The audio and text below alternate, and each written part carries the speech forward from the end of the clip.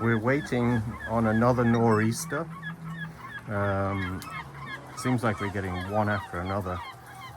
It's been super cold for a week, and today we're getting up to the freezing point, 0 centigrade, and then it's going to be snowing all night, and then basically turning to ice rain and then rain sometime later tomorrow.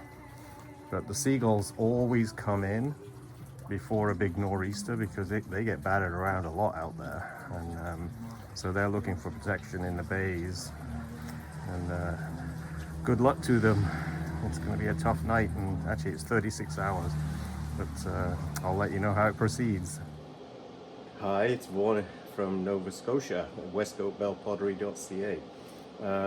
I just showed you the seagulls and the storm that's coming. So I'm planning on some power outs tomorrow, because it's likely, with 100-kilometer winds coming, that we'll have some power out. Anyway, I'm throwing some pieces that I can hand build on tomorrow. So goblets, I have to throw a stem, I have to throw a bowl and join them together, which I don't need power for doing that. So I have 1/4 to 1/2 pound balls of clay. No, not 1/2 pound. A 1/4 to 1/3 of a pound little balls of clay. I think these are more like 1/4, but I'll weigh it and let you know for sure. So this is the stem. So you just bang a little piece down, center it. It's so tiny, you should be able to, if you're doing any pottery kind of thrown on the wheel, there's this piece of clay, it's more hard because you have to get your hands around it. But move it around a little bit until it's centered, and then make it into a little dome and push it down about as wide as you want the stem base to be, and then pull in with your little finger just here. See, I cover the whole thing up because it's so small, so it's hard for you to see, but I just pull my little finger in and pull that little piece up there. Now I flatten that down a little bit so it's the thickness that I want. That might be a little wide, but I can always take a bit off when I'm trimming, and then I'm just using my fingertips to actually make a stem.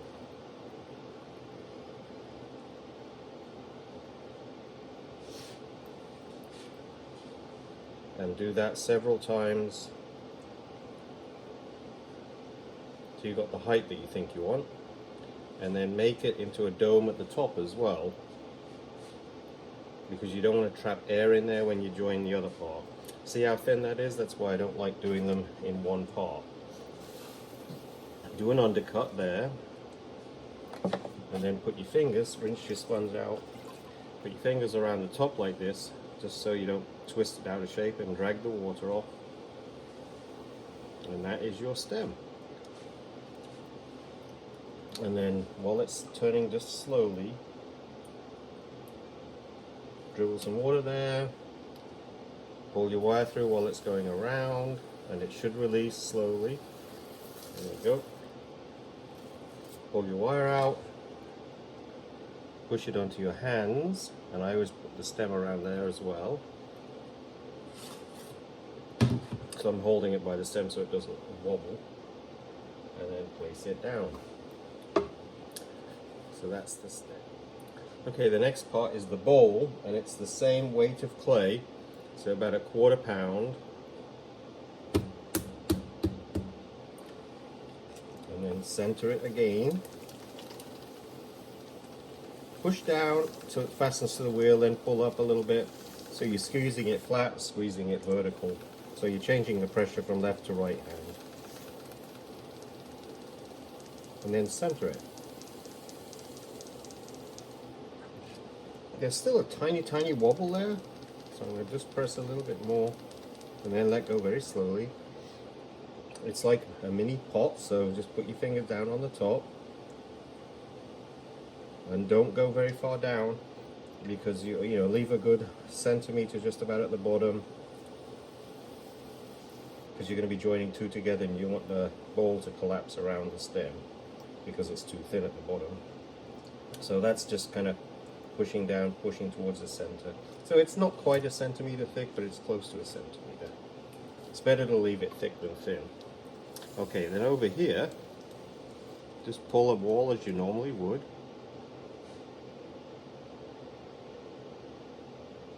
it goes slowly at the top. Dribble water inside and outside so it wets both sides of the wall. Press in again and pull again, but this time press with your inside fingers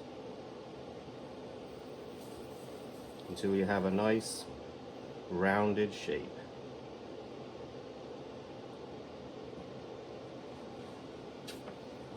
And then if you use the sponge, you can dribble right on the rim so it goes inside and out. And then push in, but not as far as I'm going to in a minute, but just a little bit further in. And then this time belly the shape. So the inside fingers are pressing out and making a nice rounded curve, like a goldfish bowl. And let go slowly. At this point, I'm going to grab all the water out of it.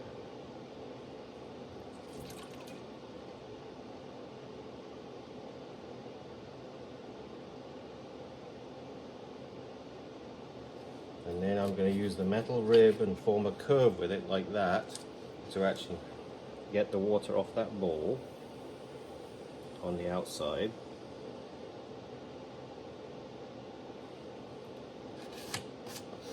Again, curve it. There's almost none on there now anyway, but just to get it off. And now with this rib, I'm going to push in even more until I got a really tiny little base on this pot.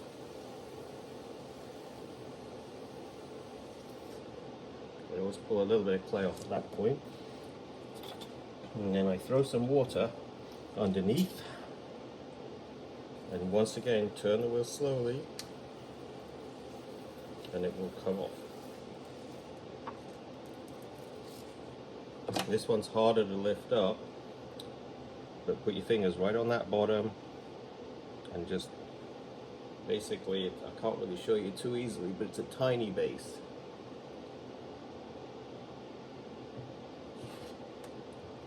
And there you go, and those are the two parts of the stemmed wine glass.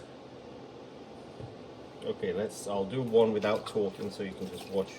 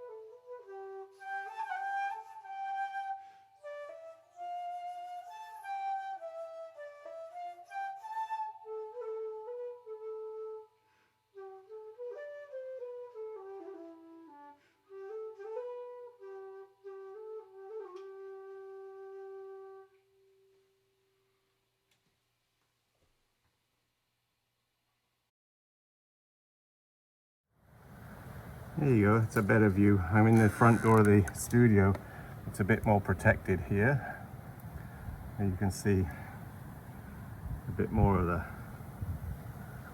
nasty weather. This is the beginning. Okay, now I have to attach the bowl to the stem, and it's very sort of basic stuff here.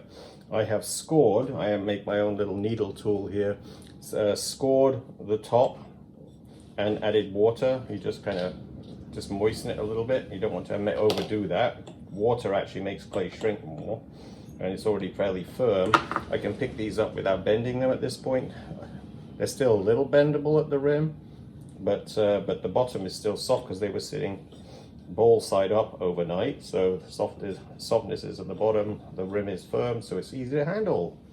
And then I scored and dipped the top area here so that it's basically soft at the top, whereas, you know, it's firm, so you can handle this. And then once they're wet enough, which just have to tell, I mean, it should be fairly liquidy on the top area, sort of muddy, really muddy, like just kind of put it in what you think will be the center. When you put them on the wheel afterwards, you can straighten them up a little bit, but they have to firm up and attach before you can spin these on the wheel again. But so I'm just wiggling it.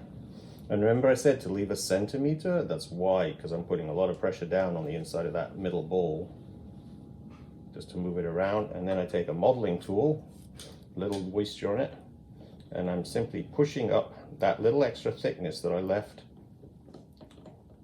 I'm pushing that into the stem area, because I softened the side about a centimeter down by dipping them in water a little bit. So that top area is a little moist. So I'm simply smudging the bottom area in. So I'm kind of troweling up the clay that's on the bowl into the stem area. And I will be trimming these a little bit. I'm not trying to make sure it's centered completely yet.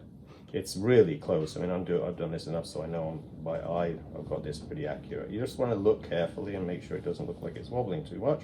At this point you can lift it up because it's adhered, and you can have an eyeball. I mean, if you center it on your wheel like that, you can kind of make sure the bowl is centered, and then look at this and see, and it's just leaning over a bit, but that's gonna, as this stiffens up, you can straighten them and they won't be leaving. But see, it's pretty centered, so you just have to make sure you're doing that. And I'm gonna trim these, but it doesn't hurt to just smudge it down a bit and make it a little neater and all that. So, and then you lift it up, put it on your board, and move to the next one. So I work in series so that I've got several of these all ready, and I can show, yeah, that's really soft and muddy on the top. These are all ready. So these are ready to go again. If you want to just double up and score a little bit extra, but this is nice and soft in that softer area down there, so it will accept some more clay smudged over it. Oh, and the important thing is this is a bowl, not a hollow, because you don't want to trap air in there either. And then you wiggle it down. I wonder if you can hear the wind outside on the video. It's really, really windy. It's supposed to be gusts of up to 100 kilometers an hour, which is yeah, that's bordering hurricane force. So now I'm just kind of wiggling side to side with some pressure down, and then if that bowl is centered, you can kind of give it just move it and make sure you've got it being too delicate. All right, so you can lift it up at that point, and if you want to just smudge it to kind of make it look a little nicer, you can. It's leaning over because it's really soft, but once it firms up, I will put them on the throwing wheel or the Giffin Grip and spin them and just kind of center them up a bit. Show you that next. Okay, the goblets have been firming up for a little while. I just came back in, I'm frozen. The seagulls are just still out there, but basically I've got to trim these goblets, not really trim, but just straighten them up. So let's see if I can get you down here. I'm not sure if we can expand this. Nope, it doesn't want to expand. So, all right, so they're not centered because I didn't really, when I adhered them, I got them as close as I could. So I've got my Giffin Grip just to center the thing and hold it firmly. And what I do is I just turn it. See, it's pretty centered already. That one hardly needs doing, but there's just a tiny bit off, just there. So I just kind of move it a bit. Probably made it worse because it barely needs anything, this one. And then I find the center, and I have a biro, a pen, ballpoint pen, which I find the center hole, push it down inside. So it's almost like turning on a lathe, a wood lathe. So I'm holding that so it doesn't get moved. And you can use your finger just to smooth out at this point.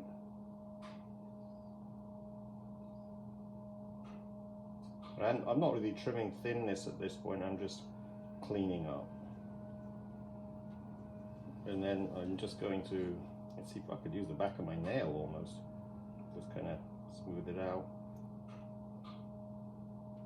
That join area is what I'm trying to just clean up. And I like to identify the bottom. I won't be trimming much off the bottom of this at all, of the bowl itself. But I do like to have like a little mark there.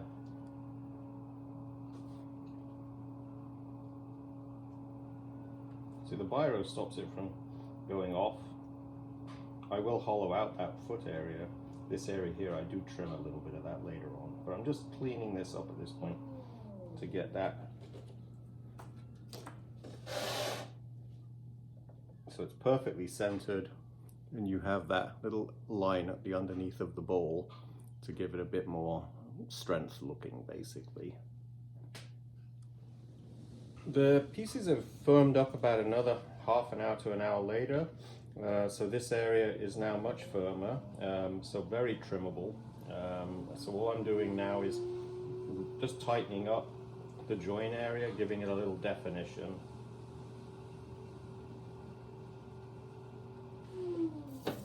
Barely anything really. I got mixed up.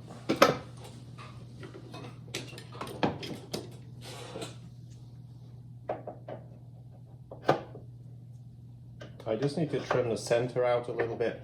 And this is something you might not want to do, because I've actually wondered about this myself. Is like a wine goblet is always heavy on the top and light on the stem, and that's why they get knocked over all the time.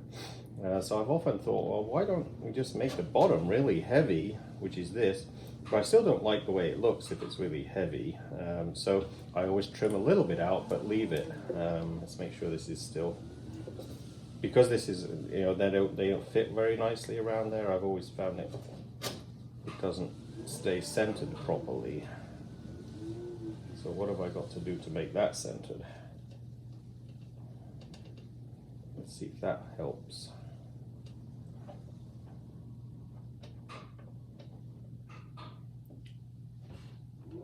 That's better. So I'm just taking a little bit off the bottom without really reducing the weight too much, because I think the weight is important. So what I'm doing is just trimming. Oh, you can also put this back. Is that the center? Yep. That just holds it there. And then you can actually take a little out, and this will make it a little bit more stable as well.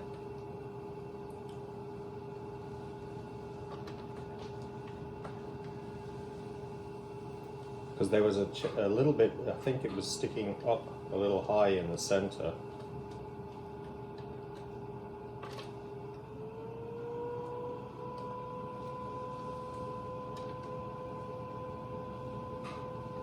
So I've literally just taken out a hollow area. And you can take as much of this as you want to out, but it reduces the weight, which may be a good thing.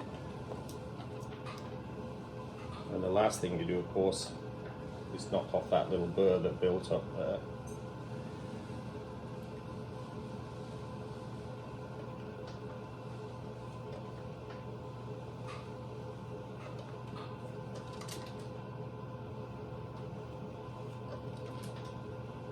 I've even taken an electric drill, but I don't do it anymore, and drilled out the center a little bit down there just to hollow out the stem. I don't think that's necessary,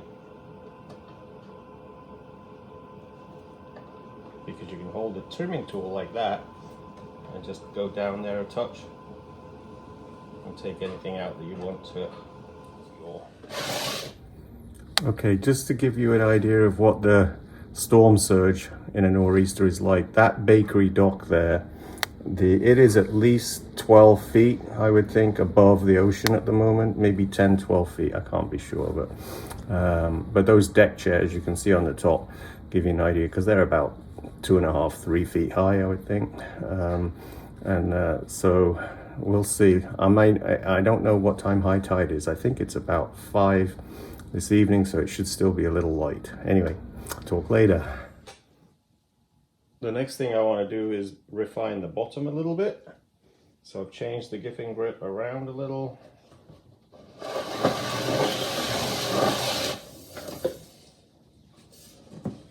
There's only so much you can, leave open, because these kind of knock the tool as you go around, so you've got to be a little careful, and you might be able to do this with lumps of clay on your wheel too, but all I do is I want to define, if I can get it, make sure it's really centered. Okay, the top's a little bit off and then wobbling, but so I just make a little groove there, because I flute the piece. I want my tool to stop when I hit that bottom groove there. And remember, this is pretty solid here. And then it's nice if you can add a little decoration at the bottom. So I do another groove down there. So what I have is a little notch at the bottom there that echoes the one that's at the top. So you've got 2 of those. I'm not sure if you can see the windows. The ice rain period of the storm has now started. So the window panes are covered in ice. It's supposed to do this for quite a long time, about 6 hours today, so we may end up with a lot of ice, and that's what will cause a power out. So far we have no power out, which is great. I can still work. So I'm actually in the last stage of the goblet, other than glazing. So what I do with this, if I can get you to see it, is I simply take my trimming tool and very carefully, because this is quite thin, it will topple over if you put too much pressure on, is I take it down and just do a little vertical fluting. And you can use anything you want. I'm just using my trimming tool. If you want very fine lines, you could even take a ballpoint pen and just push that in there. Take your time doing it. And I kind of like this because it actually gives your fingers something to grip onto when you're holding a wine goblet. A little textural surface.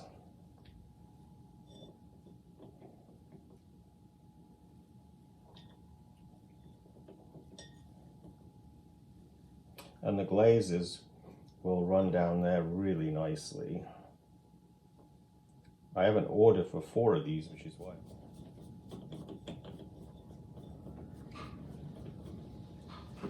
There you go.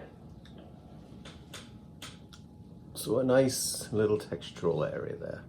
And that is how to make a wine goblet. And I'll show you a thrown way in a minute. Okay, the goblets that I just did, they aren't the only kind you can make. So I'm going to do a follow-up video after this one showing alternative goblet forms. So stay tuned, and I hope you enjoyed the video on making goblets the way I make them, but it's not the only way. All right, take care, bye-bye.